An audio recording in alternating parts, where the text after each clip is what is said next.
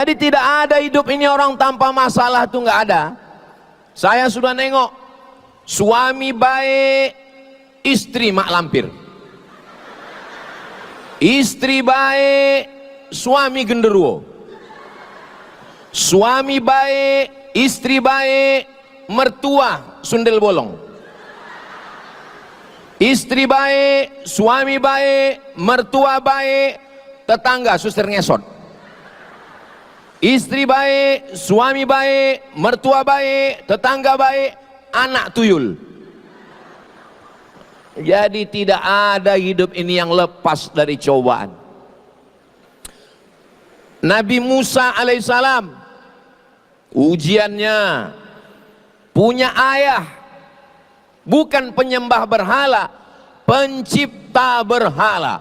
Berhala-berhala itu yang buatnya ayah Nabi Musa. Namanya Azar namanya. Bayangkan itu ujian Nabi Musa. Nabi Ibrahim berhadapan dengan Namrus, dibakar dengan api. Menikah, enggak punya anak. Berdoa 86 tahun baru punya anak. Punya anak disuruh sembelih. Nabi Isa alaihissalam berhadapan dengan Titus namanya, penguasa Romawi, dikejar-kejar, mau disembelih, mau digantung, mau dipasang di tiang salib oleh Titus raja Romawi. Nabi Muhammad SAW, ujian hidupnya luar biasa. Ustadz Somad kan nggak ada ujian hidupnya. Tengok sendirilah caci maki orang di YouTube itu, Instagram, Facebook, TikTok, macam-macam caci maki orang ke saya di medsos itu. Ibu, bapak tengoklah. Tapi insya Allah selesai ceramah di Polda Aceh ini agak berkurang nanti itu, insya Allah. Jadi yang pertama yang kita tanamkan dalam diri kita adalah bahwa semua orang ada ujiannya. Kalau jadi rumput yang rendah diinjak orang, kalau jadi rumput yang tinggi anginnya kencang. Mau jadi rumput rendah diinjak-injak orang, lapangan sepak bola. Mau jadi pohon yang tinggi anginnya kencang. Makanya hidup ini, apa itu hidup? Life is take risk. Hidup adalah berani mengambil resiko. Life is take risk. Rupanya kalau habis makan gulai belango ini lancar bahasa Inggris kita.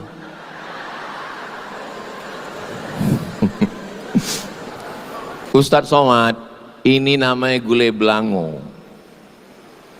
Ini gulai belango ini pakai ganja Pak Ustadz. Kecuali di Polda ini nggak ada Pak Ustadz. Udah dikasih tahu saya, sudah dijamin. Tidak ada manusia ini yang tidak punya masalah dalam hidupnya. Saya ketemu dengan profesor, doktor, pejabat, mobilnya mewah, orang kaya, terkenal. Pergi saya ke rumah sakit. Sampai di rumah sakit, dia lagi baca buku di atas tempat tidur. Terus saya tanya, mohon maaf ya Pak, jangan tersinggung. Iya, Bapak sakit apa? Senyum dia. Hehehe. Sakit apa? Saya bilang. Pelan-pelan dia ngomong. Saya udah sebulan Pak Ustadz. Iya, 1 bulan kenapa? Nggak kentut. Sudah sebulan dia nggak kentut. Maka kalau ada di antara bapak ibu yang menahan kentut, jangan tahan, keluarkan. Karena sampai masanya kita mau, dia tak mau.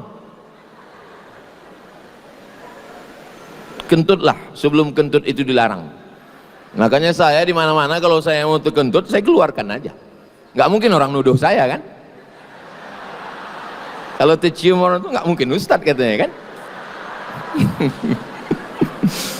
Gara-gara itulah, gara-gara menengok orang yang kita sangka nggak punya masalah, ternyata dia punya masalah. Saya diundang ke rumah orang kaya.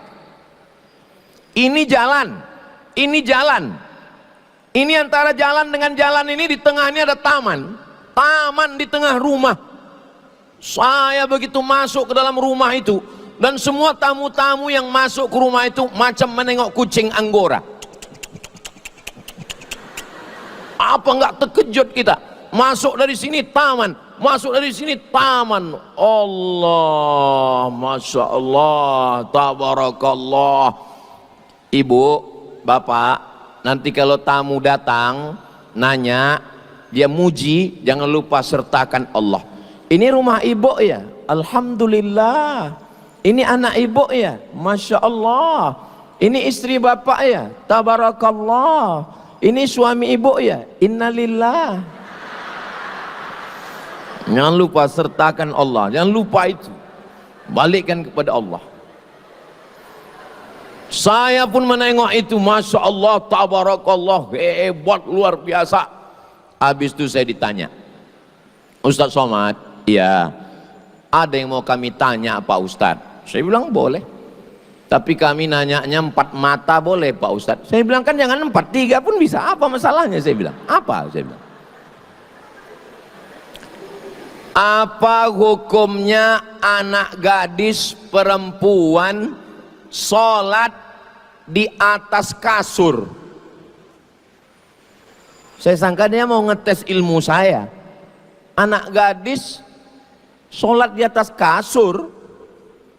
Saya pun dibawa masuk ke kamar.